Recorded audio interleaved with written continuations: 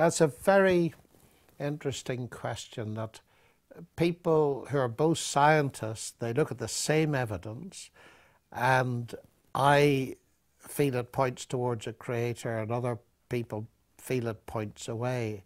How does that possibly happen? Well, I think the answer to that might be quite subtle and sophisticated, because the relationship between a person's worldview and science is not often very clear. Which comes first, the chicken or the egg?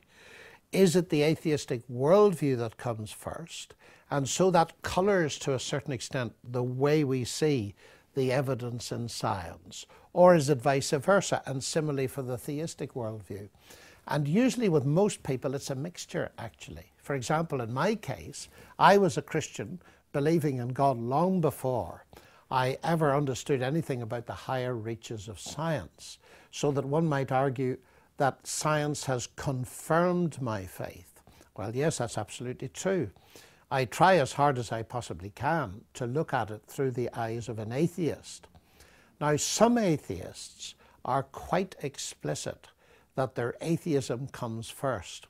One of the most famous is Richard Lewontin, the professor of genetics, who said that it wasn't his science that compelled him to accept a materialistic explanation of the universe. It was an a priori materialism. You start with materialism. And he said that materialism is absolute. And I'm quoting now, "We cannot allow a divine foot in the door." Now, he is breathtakingly honest. He starts with his atheism, and he uses that as a lens through which he looks at his science.